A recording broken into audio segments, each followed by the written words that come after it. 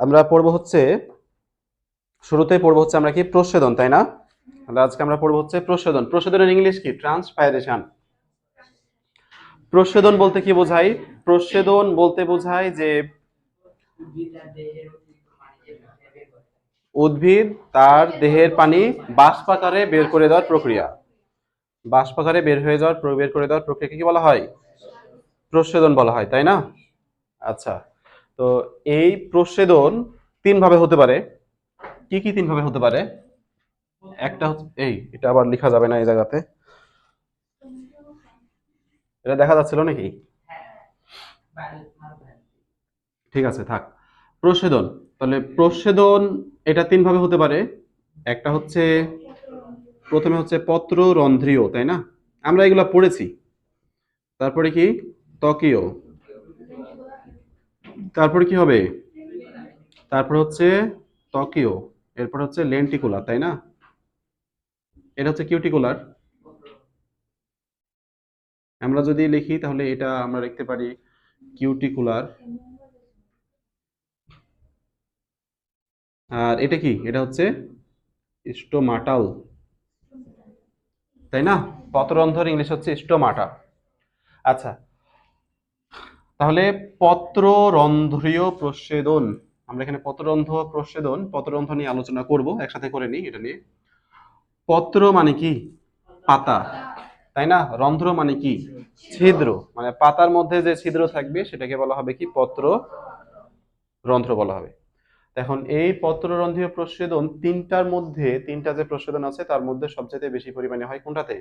পত্ররন্ধ্রীয় প্রচ্ছেদন। প্রায় কত পার্সেন্ট? 95 থেকে 98% পর্যন্ত হতে পারে, তাই না? 95 থেকে 98% মতো এই প্রচ্ছেদনটা হইতে পারে। আচ্ছা, এটা, তবে এই পত্ররন্ধ্রীয় প্রচ্ছেদনের মধ্যে এখানে কিছু সবুজ কি কি হয়েছে তোমাদের? তাহলে আসো, পত্ররন্ধ্র, এখন পত্ররন্ধ্র প্রচ্ছেদনের মধ্যে, এটার মধ্যে সবুজ যে অংশ যেগুলা, যেমন ধরো তুমি কাণ্ডের যে সবুজ অংশ সেটাও পড়তে পারে হালকা একটু। তারপরে ফুলের বৃতি আছে না, সেটা তো সবুজ হয় নর্মালি, তাহলে সেটাও হইতে পারে এই পত্ররন্ধ্রের মধ্যে। তারপরে কি হতে পারে? তারপরে পাপড়ি, ফুলের পাপড়ি আছে না, যদিও ফুল কাণ্ডের অংশ, ফুল কাণ্ডের অংশ না, ফুল হচ্ছে রূপান্তরিত বিটপ। তাহলে বিটপ মানে কি? বিটপ মানে কাণ্ড, তাই না? বিটপ মানে কাণ্ড বোঝায় নর্মালি, মাটির উপরে কাণ্ড বোঝায়।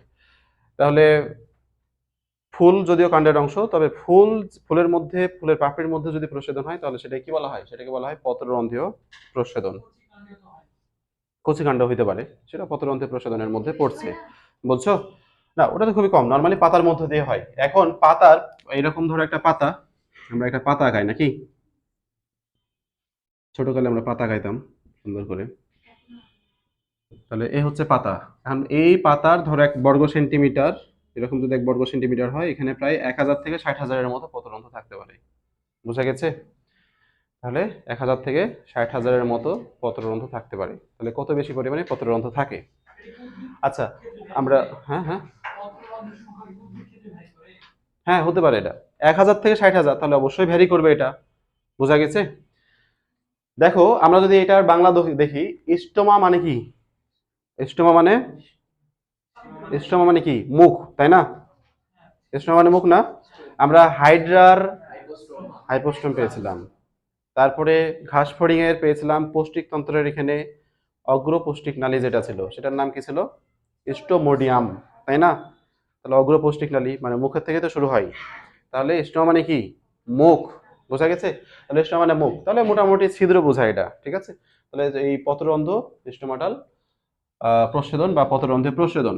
আচ্ছা, এখন আমরা একটা পত্ররন্ধ্রের চিত্র আঁকাবো। এই পত্ররন্ধ্রের চিত্র হচ্ছে এরকম টাইপের হবে, রক্ষী কোষ দিবা দুইটা। এটা কিন্তু একবারে সহজ একটা চিত্র।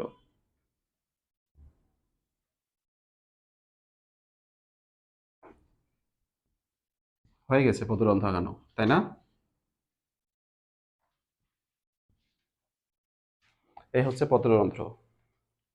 তাহলে এটা কি? এই দুইটা হচ্ছে রক্ষী কোষ, এই দুইটা কি? এটা হচ্ছে রক্ষী কোষ, এটাই হচ্ছে মেন পত্ররন্ধ্র। এখানকার যে ছিদ্র, এটাই হচ্ছে কি? পত্ররন্ধ্র।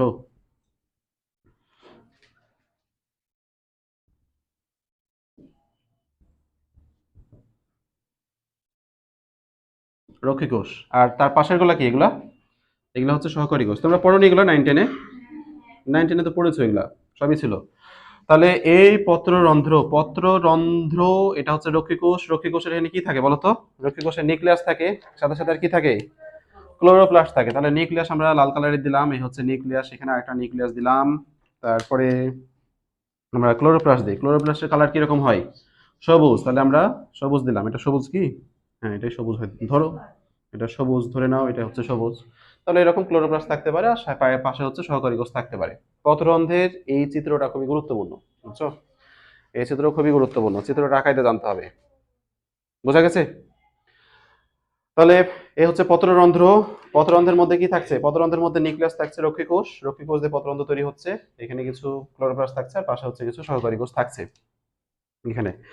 আচ্ছা, আমরা প্রস্বেদন থেকে একবারই পত্ররন্ধ্রে চলে গেছি, অসুবিধা নেই। আমরা পত্ররন্ধ্রে যে খোলা বন্ধ হয় সেটা পরবর্তীতে পড়বো। আমরা থাক এতটুকু আমরা জানি, এরপরে আমরা আবার এখানে ফিরে আসি। তাহলে পত্ররন্ধ্রে প্রস্বেদন, এরপর হচ্ছে কিউটিকুলার প্রস্বেদন। আমরা জানি যে পাতার উপরে মাঝে মাঝে কিউটিন টাইপের কিছু লিপিড জাতীয় পদার্থ থাকে না? কিউটিন টাইপের লিপিড জাতীয় পদার্থ থাকে না?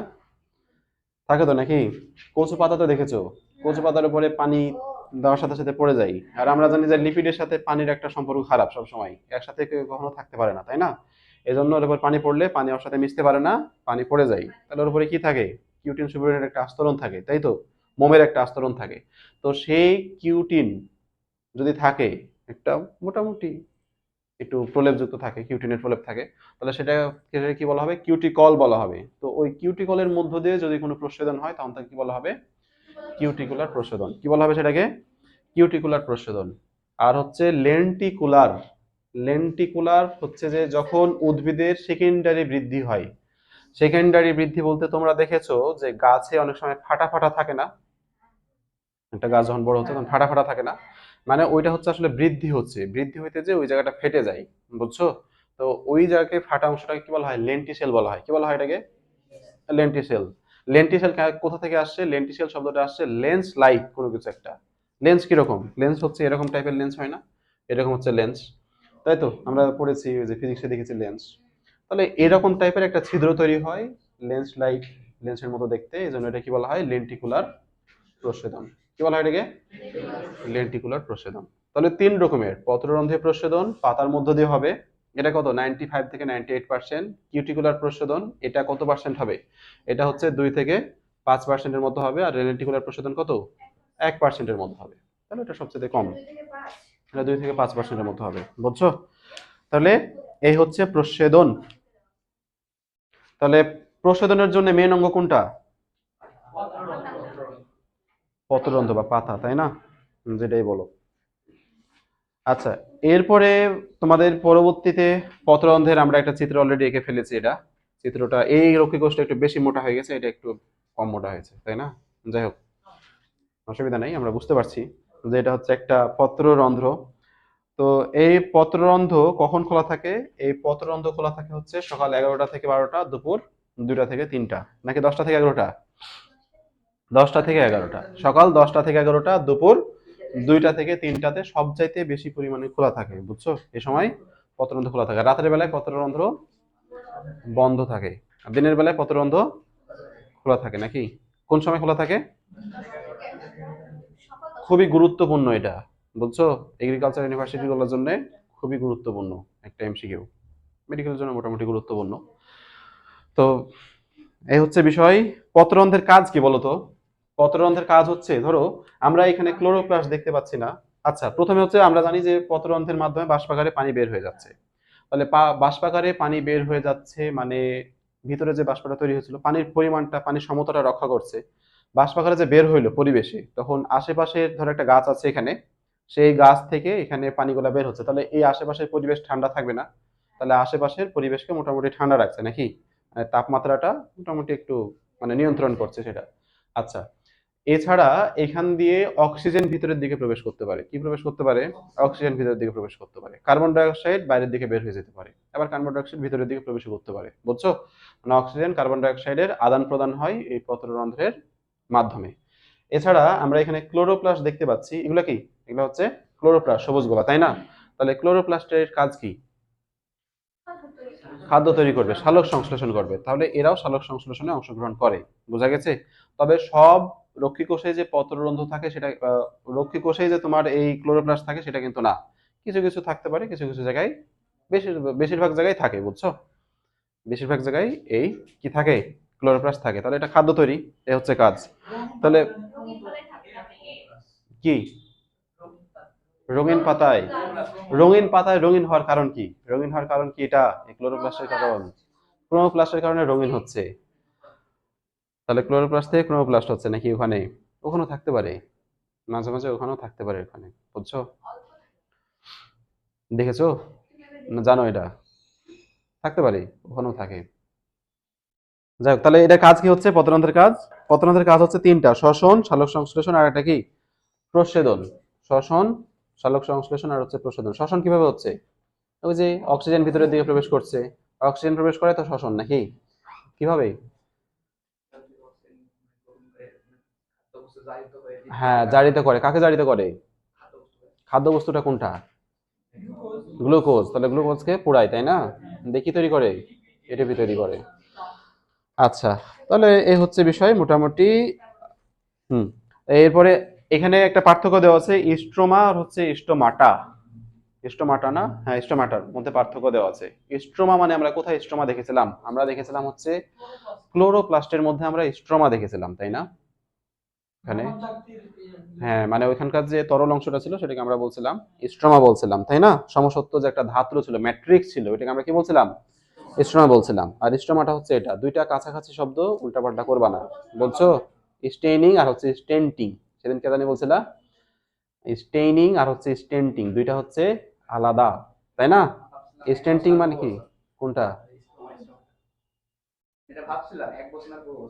ভালো, এখন তাহলে ওটা ভাবনাটা ভুল হলো নাকি? আচ্ছা আসো, এরপরে আমাদের গুরুত্বপূর্ণ যেটা লাগবে সেটা হচ্ছে পত্ররন্ধ্র খোলা বন্ধ। এটা কিন্তু সৃজনশীলের জন্য গুরুত্বপূর্ণ, হ্যাঁ। পত্ররন্ধ্রের যে গঠন, এই গঠনটা গুরুত্বপূর্ণ। টিস্যু টিস্যু তন্ত্র অধ্যায়ে ওখানেও আছে এটার গঠন, দুইটার জন্য মোটামুটি গুরুত্বপূর্ণ। এরপরে পত্ররন্ধ্র খোলা এবং বন্ধ হওয়ার কৌশল, এটা আজকে আমাদের মেইনলি পড়ার টপিকস। যে যে পত্ররন্ধ্রটা এটা কেন খুলবে আর কেন এটা বন্ধ হবে। আচ্ছা, এটার মেন কারণ হচ্ছে অভিস্রবণ হয়। এটার মেন কারণ কি? অভিস্রবণ। এখন আমরা অভিস্রবণটা কি বুঝি? What is অভিস্রবণ? অভিস্রবণে কি হয় বলো তো? অভিস্রবণে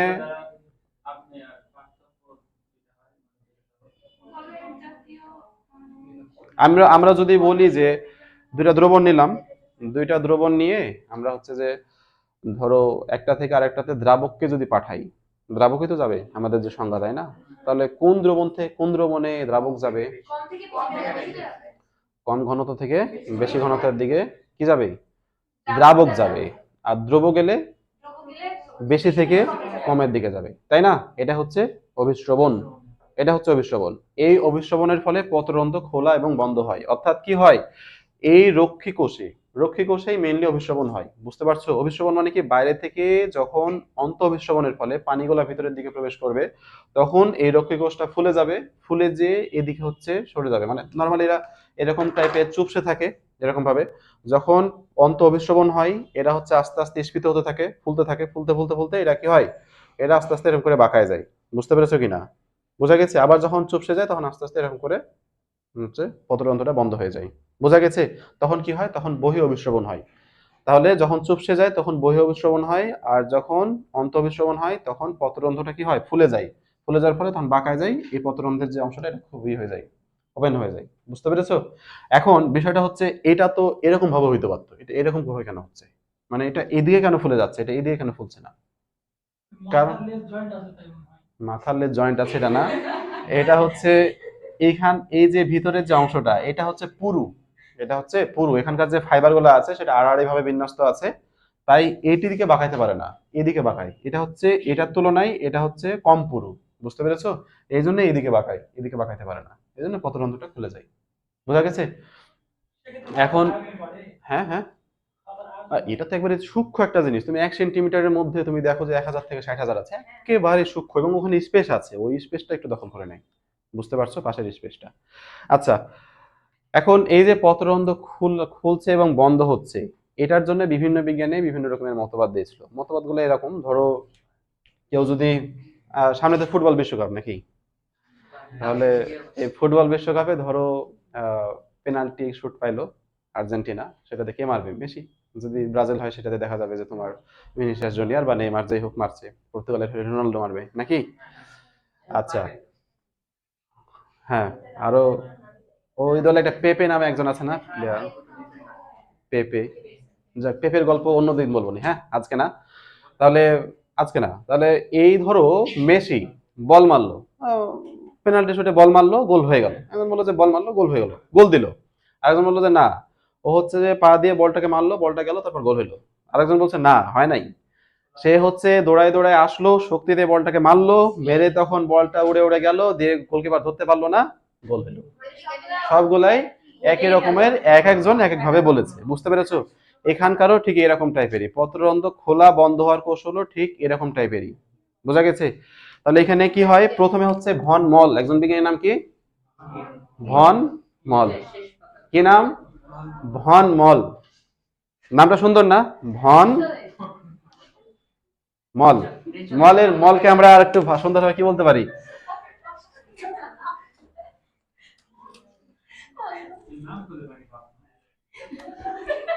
এদিক দেখা যাচ্ছে, এদিক দেখা যাচ্ছে, দেখা যায় এদিক এ পর্যন্ত, এই পর্যন্ত।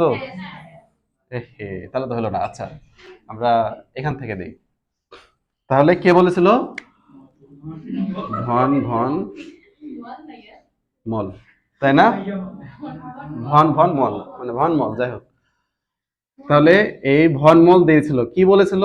এই বলেছে যে, এই বলেছে যে পত্ররন্ধ্র খোলা এবং বন্ধ হওয়ার জন্য কি দায়ী? শুধুমাত্র রক্ষীকোষের স্ফীতির পরিবর্তন। ঠিক আছে, রক্ষীকোষ যদি স্ফীত হয়ে যায়, রক্ষীকোষ যদি ফুলে যায়, তাহলে পত্ররন্ধ্রটা খুলে যাবে। আর রক্ষীকোষ যদি চুপসে যায়, তাহলে পত্ররন্ধ্র কি হবে? বন্ধ হয়ে যাবে। বোঝা গেছে? একেবারে সহজ, একেবারে সহজ। আচ্ছা, পরবর্তীতে বিজ্ঞানী লয়েড, বিজ্ঞানী লয়েড, লয়েড কি বললো? লয়েড বলেছিল যে ধরো এই যে রক্ষীকোষের মানে স্ফীত হওয়া বা হচ্ছে এটা চুপসে যাওয়া, এটা পরিবর্তনটা হয় স্টার্চ এবং হচ্ছে সুগারের ফলে। স্টার্চ সুগারের ফলে, বোঝা গেছে? স্টার্চ বা হচ্ছে শ্বেতসার, শ্বেতসারটা হচ্ছে, শ্বেতসারটা হচ্ছে এটা পানিতে অদ্রবণীয়। আর গ্লুকোজ যেটা, এটা হচ্ছে পানিতে দ্রবণীয়। মানে চিনি কি পানিতে দ্রবণীয়? তো আমরা সুক্রোজ যদি ধরি, তাহলে চিনি তো সুক্রোজ, তাই না? তাহলে এটা হচ্ছে পানিতে দ্রবণীয়, এটা হচ্ছে পানিতে অদ্রবণীয়। তো কি হয় দিনের বেলায়, দিনের বেলায় কি হয়, দিনের বেলায় হচ্ছে এই গ্লুকোজে রূপান্তরিত হয়, শ্বেতসারটা কিসে রূপান্তরিত হয়? গ্লুকোজে রূপান্তরিত হয়। তাহলে দিনের বেলায় এদিকে আর রাতের বেলায় হচ্ছে এদিকে। তাহলে দিনের বেলায় শ্বেতসার থেকে কিসে রূপান্তরিত হয়? গ্লুকোজে রূপান্তরিত হয়। আর যখনই এখানে ধরো কিছু শ্বেতসার আছে, সেখান থেকে কিসে রূপান্তরিত হলো? শ্বেতসারগুলা গ্লুকোজে রূপান্তরিত হইলো। যখনই গ্লুকোজে রূপান্তরিত হইলো, তখন কি ওখানকার ঘনত্বটা বেড়ে গেল না? তাহলে ঘনত্ব যদি বেড়ে যায়, ঘনত্ব তো বেড়ে গেল নাকি, দ্রবীভূত হয়ে গেল। ধরো এরকম একটা দ্রবণ আছে, দ্রবণের মধ্যে কোনো কিছু বালি তুমি দিলা একটা পানির মধ্যে, তাহলে বালি নিচের দিকে চলে গেল, এখানে সেটা কোনো কিছু, এখানে তো দ্রবণের কোনো তো চেঞ্জ হলো না। দ্রবণের কোনো চেঞ্জ হলো? দ্রবণের কোনো চেঞ্জ হয় না। যদি এটা ধরো বালি থেকে আবার চিনি হয়ে গেল, এটা পানি আছে এখানে, সেখান থেকে চিনি হয়ে গেল, তাহলে এখানকার যে চিনিগুলো তখন এই পানির সাথে মিশে তারপরে তখন দ্রবণের ঘনত্বটা বেড়ে গেল না? তাহলে দ্রবণের পরিবর্তন হলো। তাহলে এখানে শ্বেতসারটা ধরো তুমি বালি ধরতে পারো ওই জায়গাতে, যে উদাহরণ দিলাম, আর গ্লুকোজটা কি এখানে চিনি। তাহলে এই শ্বেতসার থেকে পরবর্তীতে গ্লুকোজে রূপান্তর হলো, এখানে ঘনত্বটা বেড়ে গেল, তখন তাহলে কি হবে? অভিস্রবণ হবে। মানে কি, বাইরে থেকে দ্রাবকটা ভিতরের দিকে তখন প্রবেশ করবে, অর্থাৎ পানি বাইরে থেকে ভিতরের দিকে আসবে। তাহলে এখানকার তখন আস্তে আস্তে কি হবে? এটা ফুলে যাবে না? এটা রক্ষীকোষ দুইটা যখন ফুলে যাবে, তখন এটা হচ্ছে পত্ররন্ধ্রটা খুলে যাবে। বোঝা গেছে? বাঁকা যাবে, তারপর তখন এটা খুলে যাবে। এরপরে রাত্রের বেলায় কি হয়? রাত্রের বেলায় যেটা হয়, রাত্রের বেলায় হয় গ্লুকোজ থেকে আবার শ্বেতসারে রূপান্তরিত হয়, অর্থাৎ চিনি থেকে আবার কিসে রূপান্তরিত হচ্ছে? বালিতে রূপান্তরিত হচ্ছে। দেখি আমরা যে উদাহরণ দিয়েছিলাম সে অনুযায়ী বালিতে রূপান্তরিত হচ্ছে। সেই বালিতে রূপান্তর হলে বালিতে আবার অদ্রবণীয় নাকি, সেটা আবার অধক্ষেপ পড়ে নিচের দিকে। যখন অধক্ষেপ পড়ে তখন দ্রবণের কি ঘনত্ব আবার তখন কমে যায়। তখন ঘনত্ব কমে গেল না? তখন কি হবে? তখন আবার বহি অভিস্রবণ হবে, বাইরের ঘনত্ব বেশি, তাহলে তখন বহি অভিস্রবণ হবে, পানিগুলা বাইরের দিকে বের হয়ে যাবে, তখন আস্তে আস্তে চুপসায় যাবে, পত্ররন্ধ্রটা কি হবে? বন্ধ হয়ে যাবে। বোঝা গেছে? এটা কার মতবাদ? এটা হচ্ছে লয়েডের মতবাদ। এটাকে বলা হচ্ছে কি স্টার্চ সুগার মতবাদ। কে দিয়েছিল এটা? লয়েড। কি মতবাদ? স্টার্চ সুগার মতবাদ। এরপরে পরবর্তীতে যে মতবাদ দিয়েছিল তার নাম হচ্ছে বিজ্ঞানী শায়েরি। কি মতবাদ দিয়েছিল পরবর্তীতে বিজ্ঞানী শায়েরি দিয়েছিল, তাই না? সে কি বলেছিল? সে যেটা বলেছিল এরপরে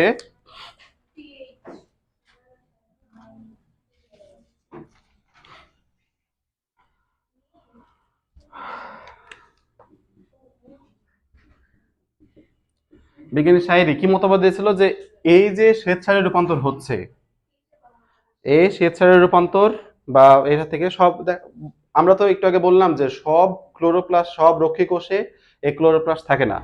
তাহলে যেখানে ক্লোরোপ্লাস্ট থাকবে না সেখানে কি স্টার্চ তৈরি হতে পারবে? সেখানে তো স্টার্চ তৈরি হতে পারবে না।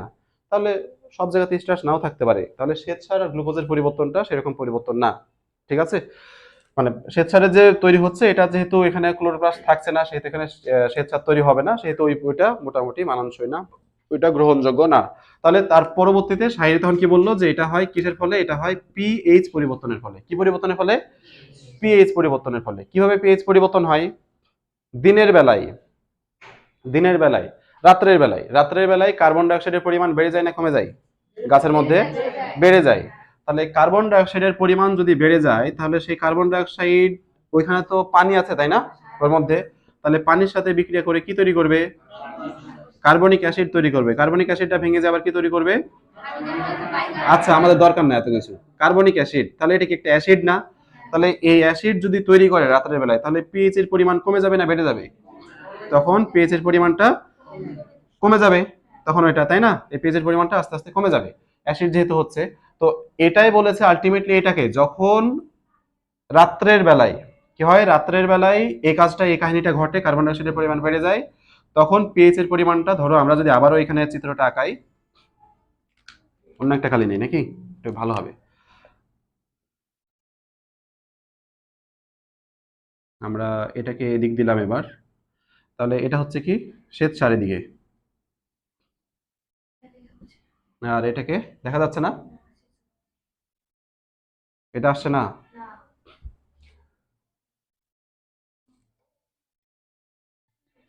এবার আসে না?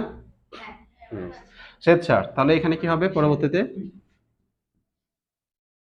গ্লুকোজ, তাই না? তো এখানে কি হয়, দিনের বেলায় যেটা হয়, দিনের বেলায় এটা রাতের বেলায় উপরে, রাতের বেলায় পিএইচ এর পরিমাণ কততে আসে? 5-এ আসে। যখন 5-এ আসে তখন এটা শ্বেতসারে রূপান্তর হয়। আর শ্বেতসারে রূপান্তর হলে সেটা কি হবে? দ্রবণীয় নাকি অদ্রবণীয়? অদ্রবণীয়। অদ্রবণীয় হলে তখন কি হবে? তখন বহিঃবিশ্রবণ হবে।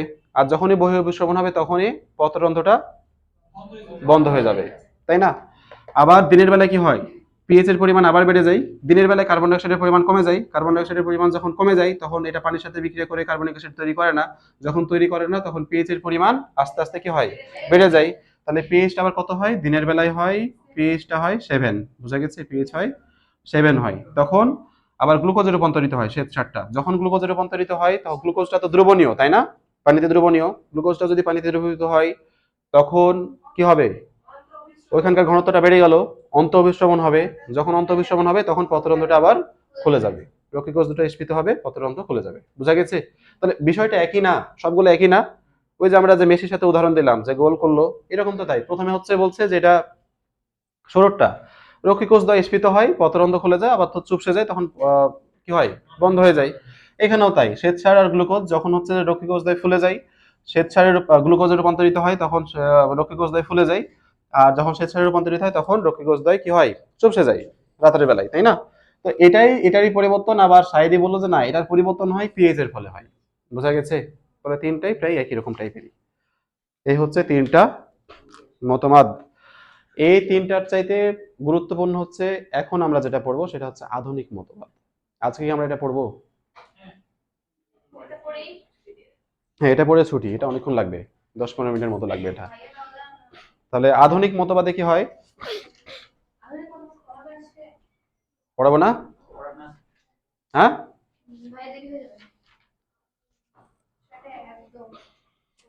6টা 5 বাজে, 6টা 2 বাজে, 2। সামনের দিন পড়াবো আধুনিক মতবাদ। ঠিক আছে, তাহলে সামনের দিন পড়াবো, যাও। আজকে একটুকুই থাক। আজকে একবারই কম পড়লাম আমরা। আজকে আমরা একবারে ফাঁকিবাজি পড়া পড়ালাম, আজকে সবাই আসছে তো তাই ফাঁকিবাজি পড়া। সিকিউর জন্য পত্ররন্ধ্রের গঠন, তারপর হচ্ছে আধুনিক মতবাদ যেটা এটা, এইগুলো সিকিউর আসবে না, আসলে খ নাম্বারে আসবে সর্বোচ্চ, যে একটা পড়লাম। পত্ররন্ধ্রের গঠনটা একটু ভালো মতো পড়ো, হ্যাঁ? ঠিক আছে।